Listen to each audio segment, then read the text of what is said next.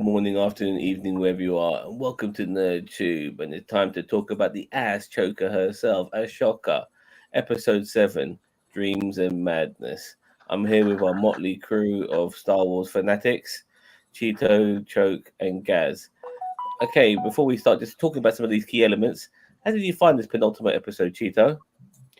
I thought it was pretty good, actually. I thought this episode was pretty good build up to the finale. I kind of wish we would have gotten to Thrawn being back in the main universe, but I know that at this point, it's going to be the end is going to be Thrawn getting back to the main universe. You know what I mean? Like that's going to be the cliffhanger as Thrawn gets back, and I think that the heroes are going to be stranded in this other galaxy until the whales come and pick them up again. You know what I mean? Like Yeah. or they're going to use the world between worlds to get back, or some bullshit. You know what I mean? Like, Okay. so yeah, I mean, I thought it was a pretty good build up. I didn't think it was. I don't have too much bad to say about it, believe it or not. So, Gaz. I I really like this because it got it got us to see kind of like the other thing I kind of didn't like was the whole throne part. Actually, everything else was really good. Like I loved the fight between Ahsoka and Balin. I thought that fight was amazing. I love actually this is one of the few episodes I actually liked Sabine Wren. Believe it or not, she actually wasn't annoying me.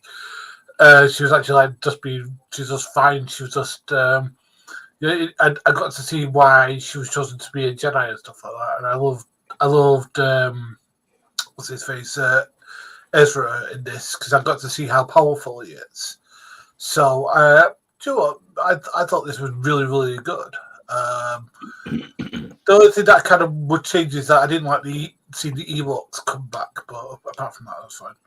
No, the crab people. Yes, the Grand people, yes. Fair enough. Ginge? I'm in the middle with this episode. There were some bits that I liked, but there were some bits that were just really, really stupid. Like some of the action scenes, some of the decisions made just didn't make sense. Um, but yeah, I like seeing like Ezra just using the Force, and because it's always nice to see a Jedi not just relying on a lightsaber and all this kind of Mm-hmm. stuff. So it's nice seeing him use the Force. Though, again, just when people are trying to murder each other, then all of a sudden they stop and they're like, "Oh, I can help you," or they just run off and all this kind of stuff, and it's just like, Well, it's I just just I a just love cheap the fact cop that out. everybody who had a blaster was nice enough to not shoot Ezra because he didn't have anything to defend himself. Yeah, yeah, they were very, very polite that way. But again, that was a mistake. They could have because he could have used the Force to just deflect the lasers back at I them.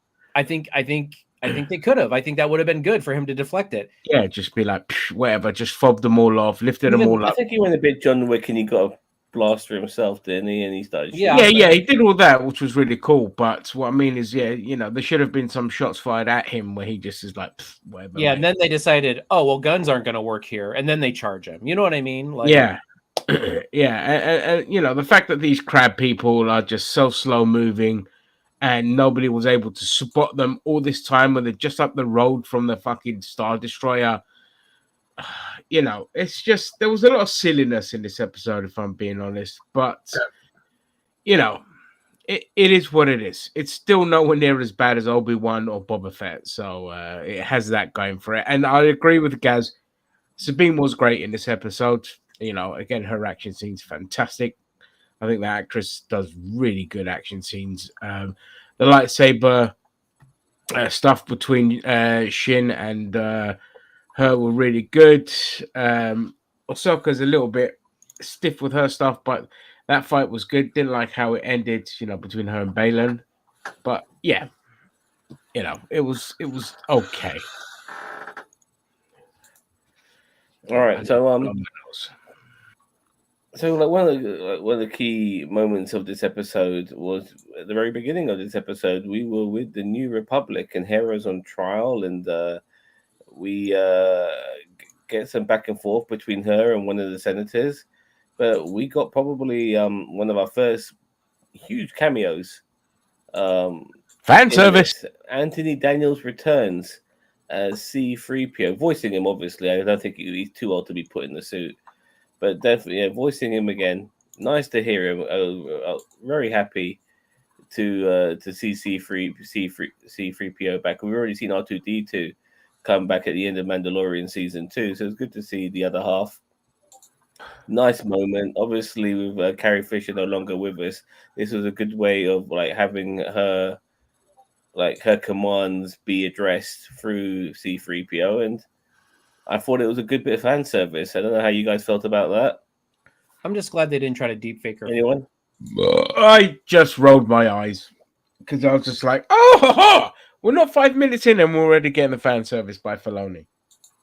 You know, fan service Filoni. I mean, that's what you're getting. I would have rather a digitized version of Leia pops up on a hologram and just be like, "Oi, stop it!" You but you would have complained about fan service. That would be the fan service people would have complained about. I mean, well, look, this kind of makes sense. I get it, but if you're going to do fan service, because Filoni cannot help himself at all, every episode needs about 20 bits of fan service. I would have preferred to just say, fuck it, we'll just do get Leia in instead. Because that would have been more like, whoa, like they did with Luke Skywalker. And we also had some moments from what's his name? I forgot the name of the portly X-wing pilot, but he mentioned very briefly the fight on Mandalore. Which was nice. Could just be reminding you that the overall universe is connected. It was pretty good. Mon Mothma there as well. I mean, there's more fan service too, so it was a good scene. Any of you guys were disappointed with that first opening act at all, Gaz? Not really. It was just good to see that. I mean, I was good, because I loved it when in the whale, and then David Tennant was pointing out that the whales are slowing down and stuff like that. I love that. All right, well, I'm about to get to that, but fair enough. I actually forgot that they were actually still in the fucking whale. So did I, to be honest with you. But it was slowing down, and they get there, and Thrawn has actually set up a massive minefield for them and shit like that. I was watching Jessie Gender's review earlier today regarding that, and she mentioned they're in space. Space is big. There's a lot of space in space. The amount of fucking mines they would need, for. Well, I think they even said that they mined the hyper. What is it? They said they mined something. I think it was where they would come out of hyperspace. Where they would. But maybe that's where they always come out, because this is I mean, salmon go upstream the same way every year. So I mean, maybe it's. I agree. I just thought maybe the mine should have been a little bit more closer together. I mean, a larger cluster of them. Considering they're in space. But never, regardless. You, the animal lover. I mean, we're all animal lovers here, but you're the animal lover who gets upset over anything regarding animals, being hurt in a fictional sense. Space whales getting bombed. You must have been really upset by that, Cheeto. I mean, they look like they were okay, but I mean, I was like, oh, don't hurt the whales. I'm like, this is not The Boys. You can't just throw a dolphin out a windshield and get it ran over. Like, come on. God, I hate that show for that. Oh, that's probably what started my downhill with fucking Boys. Well, Hugh Yang didn't give a fuck about the whales too much, because he was actually saying that they'll make good cover. But next thing you know, the whales thought, fuck this, we're going to hyperspace again. I was happy. I'm like, yeah, there you go. The whales provide cover. Yeah, no, not so much. Yeah, they're like, see that, right? We've had some good dogfights in this series so far, in my opinion, and it kind of harkened back to the good old days of Star Trek, and then them obviously, Star Wars. I apologize. Flying into the whale carcasses in space and stuff like that. And you really saw them how all clustered together they were. But yeah, there were some good moments. Before we talk about some other scenes, I want to now go on to a couple of characters. First of all, Grand Admiral Thrawn. Now we really got a good chunk of him in this episode today. How are you guys feeling about Lars Mikkelsen performance so far? Start with you, Ginge. Oh, I love it. I love his performance. It's very, yeah. I've got nothing bad to say against Thrawn's Mickelson's performance at all. Like it's just for me because obviously I'm more familiar with Rebels than I am with the books, so it's just a direct transfer of that guy onto live action. And yeah, I've got nothing to say. You know, really good. Okay, guys. Yeah. Do you know what? I don't really differ that much, because he's used to. The problem is that I have is he doesn't seem to be as capricious as Thrawn is in the books, which is something that he's just there going, "Oh, just throw them and kill them," and like if they do that, just shoot them from orbit. It's like that isn't what Thrawn would do.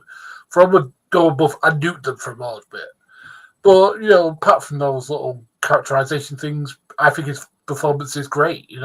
He's a great actor, so he's managing to convey the importance of the role. So yeah, Cheetah. Yeah, I mean, see, I'm not saying he's bad. Mickelson is. I almost said Mad Mickelson. Mickelson is not doing a. I know it's his brother. He's not doing a bad job. I mean, as I said, I kind of have to suspend myself because I know that this is Rebels Thrawn, not like the 90s and the books Thrawn. So I don't feel like he has that air, like that aura of just like imposing command that Thrawn did, like in those. He's a little bit more methodical, a little bit more. I don't know. I'm not hating it, but at the same time, it's not impressing me. So, but I mean, that's just preference. As Ginger said, it is the Disney version of Thrawn at this point. You know what I mean? So it is what it is. So I'm not hating it. Are you gonna read any of the comments? We've got a couple of them that have been. Yeah, I'm gonna get to that. I'm going to give you my opinion on him. I know the portrayal of him in the comics does feel different to the portrayal of him in this, but I'm actually starting to appreciate Lars's performance. I'm enjoying it, and I do enjoy when he's on screen. I mean, you want to see these really well portrayed bad guys, and I think he's doing a decent job. Okay, so let's start off with this one here. Daniel Vaughn says Ezra's using Tessera's Cassia deadly martial arts. Oh, that's how you say it. Art design for defeating Jedi. Darth Maul was a practitioner of the art, as well as Jedi Master Plo Koon. Okie dokie. C-3PO has a huge part to play in the current comics, as his programming by Anakin takes an evil twist. And by the way, we did get to see Anakin Skywalker in this as well. Did you motherfuckers roll your eyes at that shit as well? Yeah, they're getting their money's worth. We'll get to that. We'll get to that in a minute. Just read the comments. I don't think we've seen the true big baddie of the series yet. I am going to talk about that a little bit later. Actually, there is something I want to bring up. So regarding Anakin Skywalker, nice little moment there at the beginning of the episode. That you think? Oh, you don't give a fuck. Look, normally I'd roll my eyes at this kind of thing, but again, I just want redemption for Hayden Christensen. So this is one of those where I'm just like a hypocrite. I'll be like, yeah, fine, just do it, whatever it is. You got recordings of their training somehow. Great, whatever. Let's just throw all logic out. All logic went out the window in this episode anyway, even with Thrawn's planning of it. No, pull the ships away and then help me find where that ship is then. But those two ships pursuing Ahsoka already knew their location, and now all of a sudden it's just, stupid little things like that. It just bugged me. Yeah, I don't I think it goes back honestly to what Zam says about what was the show where basically he said I don't know if Disney's mature enough to write Thrawn. I really don't. Like I feel like that was Secret Invasion. Secret Invasion, yeah. Yeah. That's how I feel though. Like I feel like they really aren't. I don't feel like they're gonna I think they're gonna make Thrawn make dumb decisions when in all actuality he shouldn't. And instead of having to creatively write their way to defeating Thrawn, they're just gonna be like, well, we'll just make Thrawn make a mistake, and then the heroes will take advantage of that. Yeah, I mean, look at. I mean, the prime example of the lack of maturity in Disney is the constant exposition, like having to explain everything that you're doing. Like the fucking product isn't a visual medium, So the best example is, if you want, go back and watch the bit where the whales are going through the mines, and so they Ahsoka darts out into the open, and they're literally explaining everything that we've seen on the screen. We know it's a minefield. We know, move this way, move that way. It's like all this kind of stupid shit, and it's just like, stop treating your audience like they're fucking children. Like, I hate it. Like, Mandalorian was the worst for that, for the constant exposition. So yeah, no, Disney, they don't have the maturity to handle someone like Thrawn, to be honest. And it's going to be something really stupid, just like with who was the bad guy in the Mandalorian, Moff Gideon. just Moff like with Gideon. Moff Gideon and all this stupid shit that he did. It's just going to be more of that coming. I hope not, but let's wait and see. The track record isn't good. If fair enough. Another person I want to talk about, and I'll talk about him after we just saw this action scene, is that we had a bit of Mad Max with samurais and fucking crab people, with Ezra Bridger and Sabine on their little thingy. It made me wonder how all these contraptions are made on a planet that seems so barren. Like, I don't understand. That was making me wonder the whole time, how are they able to make these capsules? I mean, is there any sort barren of planets machine still have shops or, resources? Yeah, I mean, where do you but think that will come from, mate? It's not just that. thinking, like, You take it out from are the there ground. any like workshops or anything like that? You know what I mean, to make all of this, like welding equipment and How do you you think know, they like, made are things they- before workshops were invented? Like, All you they need is just a hammer and a fire. Yeah, like, I mean, yeah, the blacksmithing originally was you put it up again, you flame it up and you put it Yeah, but against they a still- rock, and then you hit it with another rock. Oh, that's good. Ezra's Under Armour is made of Stormtrooper dog tags. Is I didn't it? know it. I didn't realize that. Anyway, we had that lovely little action scene. We get to see Ezra use the Force. How you guys feeling, by the way, regarding Ezra Bridger? I'll start with you guys. I really like his character. Sorry, can you hear me? Go on.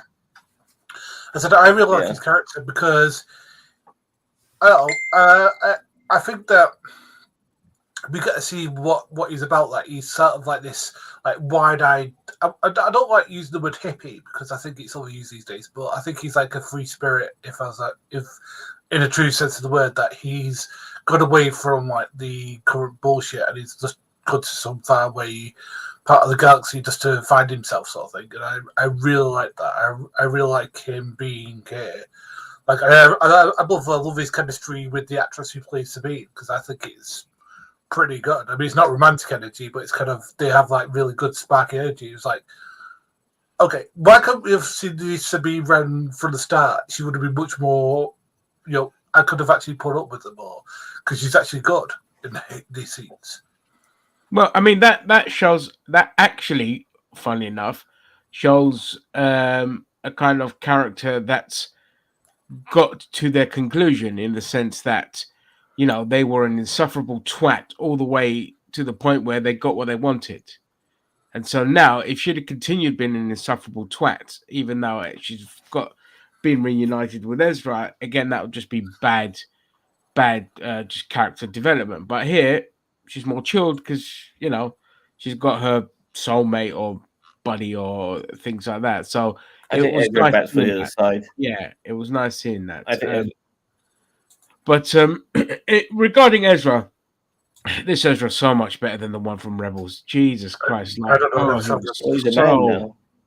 I could not stand. He was awful. He was awful just an insufferable twat. He was in a kid Rebels. though. Eh? He was a kid. That Doesn't matter. You can make kids that are cool. Like Ahsoka was great, and she was a kid. Really? In, like, Clone Wars Guy and all and that. shit. Everyone fucking hated her at the beginning, man. No one liked her in fucking. I think. the movie, Well, the hold Clone on. Wars movies. Hold on. I don't disagree, because in the very beginning she was pretty annoying. Like, but I Again, think why people didn't like her was because she messed kind of with canon, like between episode 2 and 3. Like, she really messed with that canon where it's like, oh, well, where was this person in episode 3 then? If and she just eventually grew on people. But I think that's what the big fuss was about when she first came out. No, but you mess with law with like you can only have one master and one apprentice. Obi-Wan was still the master to Anakin Skywalker. So why the fuck has Anakin Skywalker now got an apprentice himself? And I think there was one particular point as well in episode Toys. 1 where Obi-Wan couldn't have been Anakin's master unless he was a Jedi master himself, which Yoda made him. So like all of these things were all just like, oh, I was going to throw all these rules and shit under the bus. It doesn't mean fuck all anymore. And Well, so, they did. I mean, they did make Obi-Wan a master at the end of episode 1. Yeah, I know, but the point is, that's the only way he could be. The only way Anakin could be his apprentice if he was a Jedi master. Well, Anakin Skywalker never was a Jedi master. The highest rank he ever became was a Jedi Knight. So I have a quick question though regarding that. Not to tangent too much, but where does it say that you have to be a Jedi master to be? Is it Jedi Knight? Is it Jedi Master or Jedi Knight that you can have an apprentice? No, that's. I mean, Obi-Wan didn't even fucking become a Jedi Knight. He jumped from Padawan to Master after fucking. Well, Kirk went from cadet to captain. I know. I'm just saying. Movie logic. After Yoda granted that, he gave him that anointment, special dispensation. Dispensation. So he could fulfill Qui-Gon's requirements of training Anakin. But yeah, regardless, then they make all these other rule changes that you can be apprentice yourself and then have an apprentice of your own, which is what Anakin was. Because but the problem is George Lucas wrote himself into stupid corners that I think it's just fine to ignore, like the only two Sith things. The rule of two is so dumb. How do you stop other Siths from turning to the Jedis or Force sensitive people from becoming Siths or turn to the dark side? What don't have to necessarily be glued to the Emperor and other Siths. They could be Siths fucking halfway across the other side of the galaxy. All this kind of stuff. They scrapped that rule because during episode 1, apparently Darth Plagueis was still alive. He just the moment he died, it was just after Palpatine became senator, after Valorum stepped down and he took his place. And then in the books, he killed Darth Plagueis. So that means there were 3 Sith. There was Plagueis, there was Palpatine, and there was fucking Maul. So it was all bullshit anyway. What was Dooku? Well, Dooku turned in between the time of episodes 1 and 2. Yeah, Dooku turned into between 1 and 2. So he took Maul's place, basically. Which makes no sense. He killed Yaddle, remember? No, I remember that. I'm just asking, like... Yeah. Anyway, what was Grievous? Obviously, I mean, Grievous was just a robot with Jedi with laser swords. Yeah, Grievous is not a Sith. It's Sith. Yes, I know. Yeah, anyway, so I'm sorry for that tangent, but he's not a robot either. He's a living organism in a skeleton. He's a heart and an eye and eyeballs in the rest of the heart and a head. He's Star Wars RoboCop. Get out of here, man! Like he was the foreshadowing of Darth Vader. Even though Darth Vader came out 30 years before him. Come on, foreshadowing. I know. Get out of here. Anyway, he was meant to sell toys, is what that was. Yeah, it was toys. There's a reason for everything, and that reason is toys. I'll just throwing out my Ezra really quick. How many times did any of you think that you wanted him just to start chanting, "I am one with the Force, and the Force is with me"? As he's sitting there, like trying to that would have been a nice call. I was still waiting for his fucking magic carpet to appear and to fucking take Sabine on it. I can show you this shit planet. Yeah, I mean, but I did like when he was fighting and like his hair got singed by the lightsaber. That's as close as you can fucking get. You know what I mean? And that was a nice moment. I didn't mind Ezra. He seems like an interesting character and maybe a good substitute for Luke going forward, as obviously Mark Hamill's too old and fuck the deepfakes. But here's the other thing is that the sequels have kind of written us into a corner, because if the sequels are still canon, then where the hell were these guys during the First Order regime? You know what I mean? Like, This is the problem with Star Wars. Like, it's just apparently, like a lot of them were in the final battle in Rise of Skywalker in their ships, but we just didn't spend any time with them. We didn't see them. Yeah, I mean, you could see the one of the Ghost, Hera's ship in Rise of Skywalker. Yeah, but you can see the Millennium Falcon in Star Trek. So I mean, and we are talking that would have been a good 25 years later or something like that. So they would have been a lot older as well. So, but for me at the moment, the sequels aren't canon. I would love it if they said that they weren't. As I said, I didn't have a problem with them as much as some people, but at the same time, it's so. As I said before, they winged it, man. They should have had all 3 films ready to go, and obviously make little changes here and there if they realize that it's worthy. But they should have had a start, a beginning, middle, and end all set up, and retreading the original trilogy pissed me off as well. I would not have given Kylo Ren the redemption arc. It's just, I would have taken him the opposite way, where he just murders everything, and he's. I would have brought back Palpatine. I would have brought back Palpatine and just made Kylo Ren the bad guy.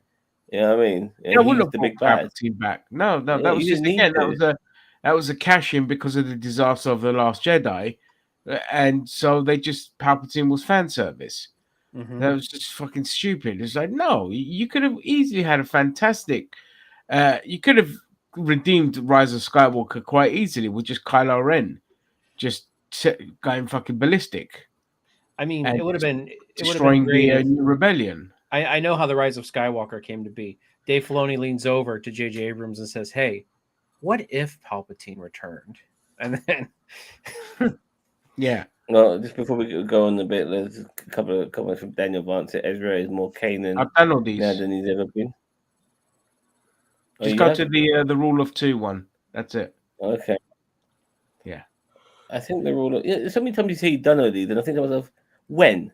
When did you were flapping your gums and I put them up on you close your eyes when you talk. Like I mean you're half asleep when you talk anyway. Good. I think the rule of 2 is more linked to old knowledge of the father, daughter, and son, knowing what would happen if the dark side became too powerful. Okay. Yeah, I know that. Like, again, I think that was from Rebels, but it's just fucking stupid crap. Don't like it. The Force is the Force. You can't restrict people within one group of one tribe. You can't. You can't tell me that every Jedi that exists is tied to the fucking Jedi Knights and the Jedi Temple. It could be just Jedi's fucking spewed all over the place. This is where this kind of law needs crushing and rebuilding up, because it really bugs me. The rule of threesomes. Yeah, the rule of threesomes, maybe. It's too narrow-minded. It's too like, we've got this vast galaxy, but everything that happens is right here at the capital. No, it doesn't work like that, All right, on to Balin now. He's obviously got some there this week. You do remember he talked about that great power, and I still think that's gonna not necessarily play a significant part, but more of a cliffhangery part to all of this. And I'm going to talk about that in a bit because I feel that's important. But he wants to seek out this power, which is why he let Shinhati do her thing and leave him. And he's a very unusual dark side user because I've not seen him be angry once. I mean, I know he's like a dark Jedi or a gray Sith or whatever the fuck you want to call it, yeah.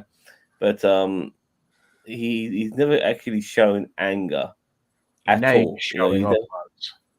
I'll tell you what Balin is. He's controlled aggression.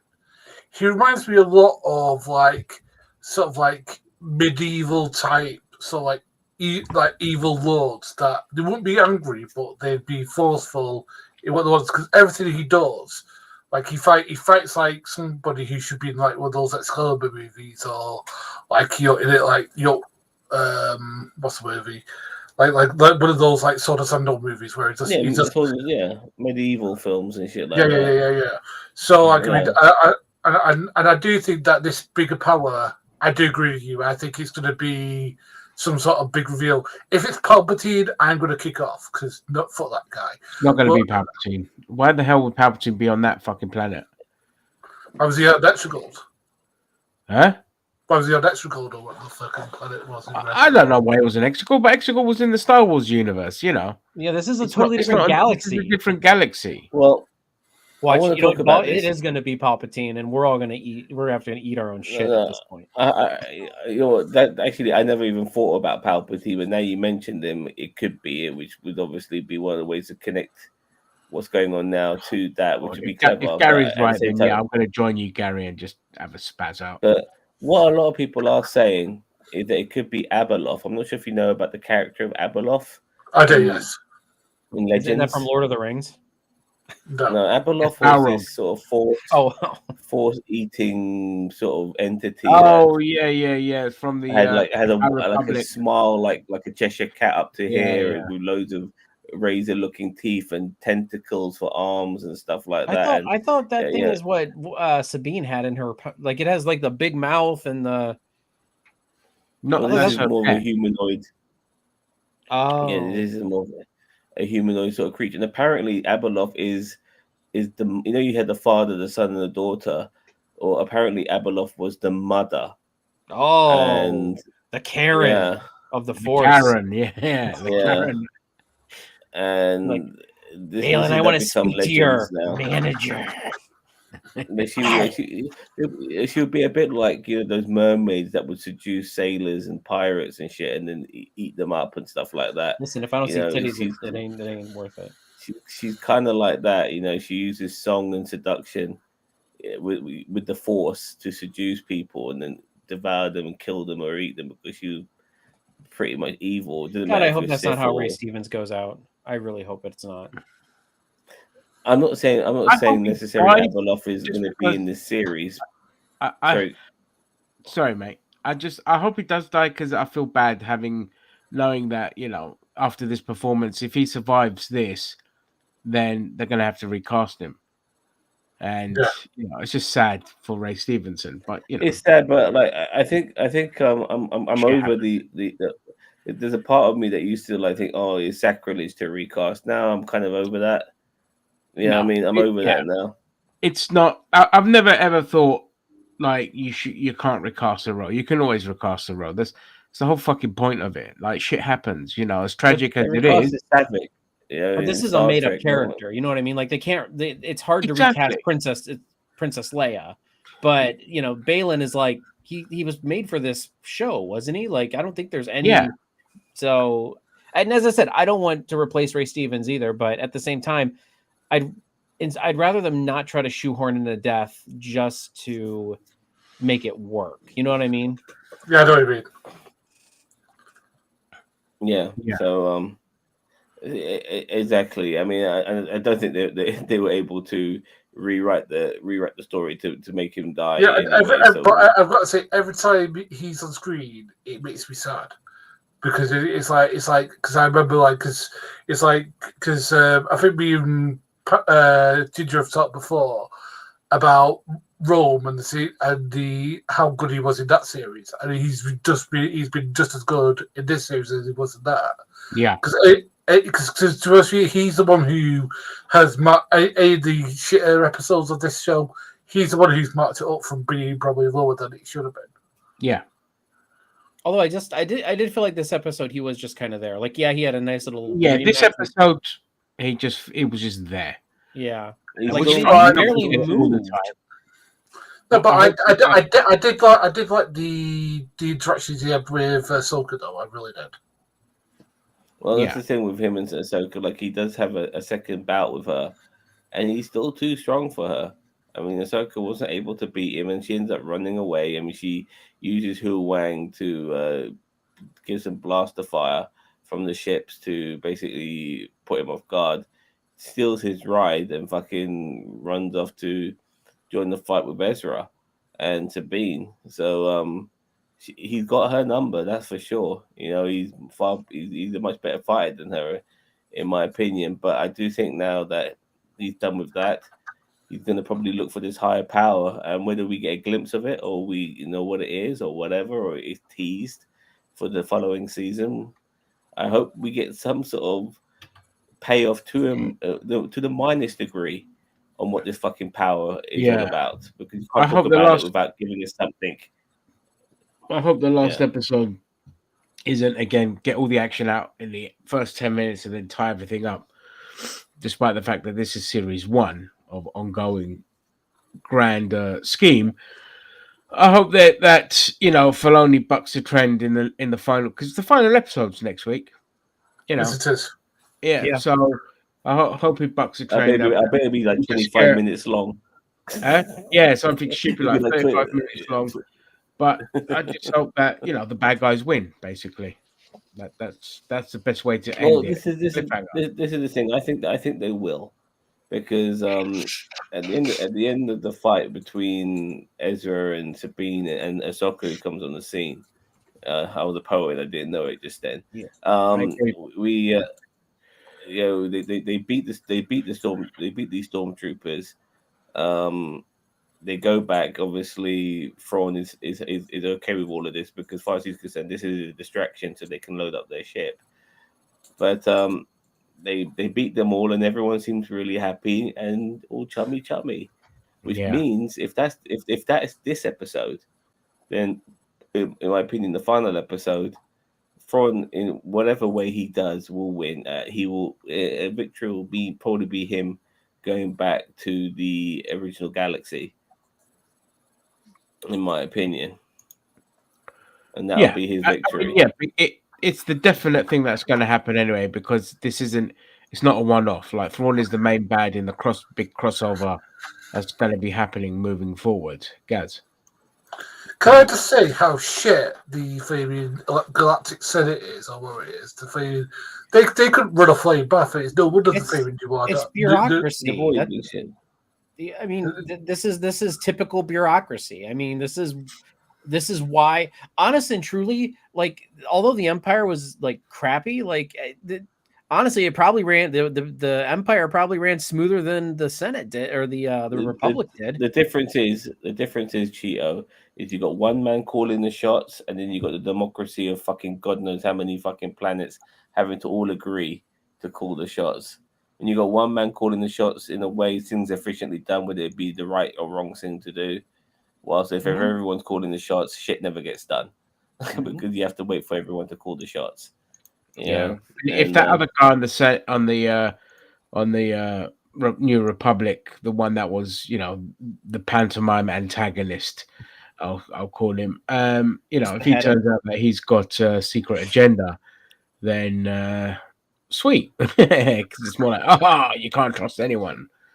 Yeah. So I rolled my eyes with that, though. It's like you guys just came out of the Empire, and now you're getting like, I get it. Like, people are stupid, and we get back into our stupid ways like so easily, So it's like, it doesn't surprise me that there'd be somebody like this. But you figure they just came out of the Empire a couple years ago. You figure they might be like, you know what? Maybe this war hero from the war, from the Civil War, might know a thing or two. Maybe. But again, we're dealing with a company that lacks a maturity to be a lot more nuanced in their approach with the new rebellion. They just clearly just have to be upfront pantomime idiots, because again, they think the audience is stupid. They wouldn't understand if it was a bit more complex or a bit more subtle, or there was like a little bit of more maneuvering behind the scenes to kind of derail all the efforts by the new Republic and things like that. But no, it's more like, ha, you're silly, and we didn't video anything that happened on this planet, and we need to strip her off her bars, like that kind of pantomime anime villainy type silliness. You might as well be twiddling that mustache he had. Huh? You might as well be twiddling that mustache he had. I don't believe you. Yeah, you got off the court. Strip him of his rank. Yeah. Oh, look, the gay robots come in. Hi, fellas. Well, with Hera back in the original galaxy and these guys in this galaxy, do you think we're going to get a death of significance from one of the good guys to just cement Thrawn's victory? No. I No. originally thought that, but the more this is kind of leaning, the only one I can see happening is Ezra, because I feel like Ezra would be the most shocking one, but yet it would not be a significant loss to the plot, in my opinion. They found him. That's the big thing. How is he significant moving No, forward? they're not killing anyone off. I don't think so either. As I said, but I said the only one that I could see them doing is Ezra at this point. See, I wouldn't mind them, killing off Hugh Yang, and then obviously him being a droid, they can bring him back to life next season. That's cliche. I mean, you got that again. That's an easy cop out. Yeah, kill the droid. Yeah, it's a definitely easy cop out.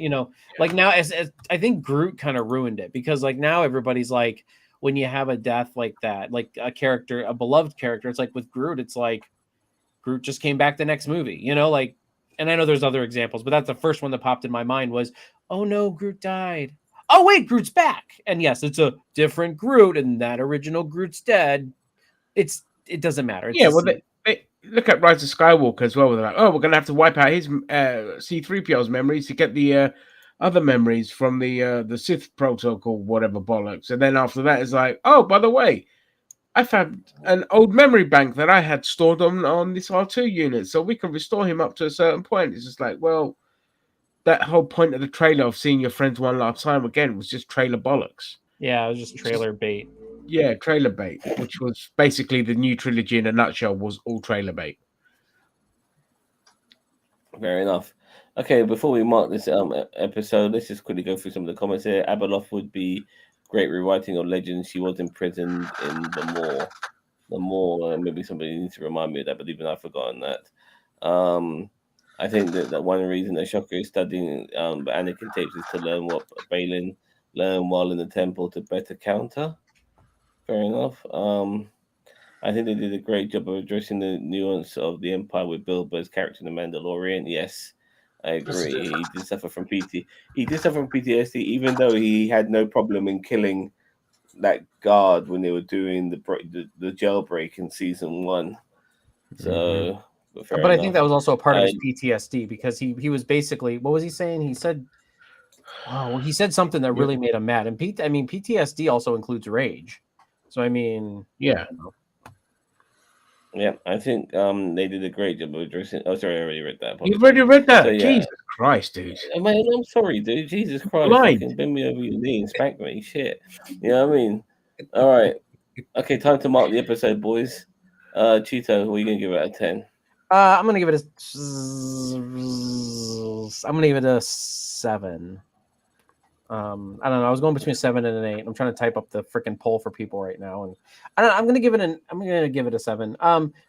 As I said, it's still pretty good. This episode was better. It didn't annoy me as much as some of the other episodes.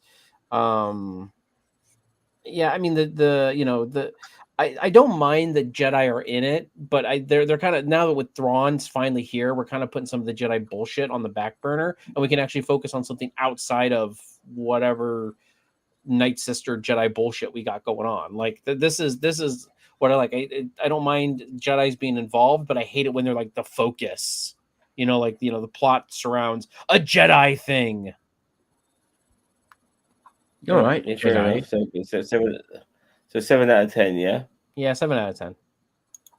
Guys, I'll give it an 8 because the action sequences are great. Sabine Wren was actually enjoyable for once. I enjoyed Ezra Bridger. I thought Ahsoka was great. I love that we finally got to see Sabine Wren be in touch with the Force. I liked her wielding that lightsaber that she was. I thought that was tremendous. I enjoyed her fight with Sin Hottie. I'm doing it myself. Sin Hottie, sorry. And I thought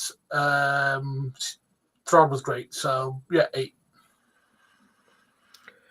I'm going with a 6 for me. I can't give any higher than that. There were so many stupid things that happened in this episode. Although I enjoyed elements of it, there was just a lot of really stupid, illogical things, and so 6 is the best I can give it.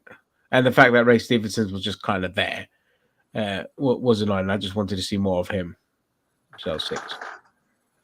Fair enough.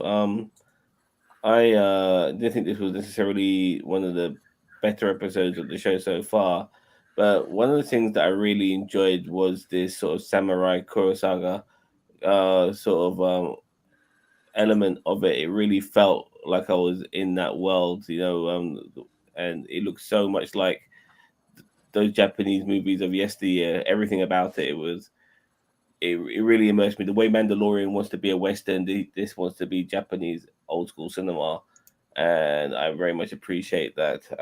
I felt it in every aspect. Some of the scenes were pretty good. Good to see more Thrawn and Ezra as well. I'm going to give it an 8. I didn't think this was the worst episode of the series, but definitely not the best, but enjoyable. And I think it's a pretty decent setup for the finale, in my opinion. I hope we get a decent chunk of a finale to go with it. So yeah, 8 out of 10 for me. All right. Anything else to add, fellas, before we hang up this dial? Wonderful. All right. Screw Martin Scorsese, by the way. Screw you. See. Fair enough. Are we on with? We'll talk about that on Friday. Yeah, we'll talk about him on Friday. Tomorrow. I don't know if I'm going to be Star there Trek tomorrow, Cheetah. Huh? Oh no, I don't know if I'm going to be there. I don't know if I'm going to be there Friday. Sorry, it's always hit or miss with me on Fridays. Tomorrow, yeah, Lower Decks, right? Yeah. Wonderful. Yeah, fair enough. Okay, well then join us for that. Don't forget to like, share, subscribe to NerdTube, the greatest YouTube channel you never heard of. Take care, bye bye, and live long and prosper, my friend.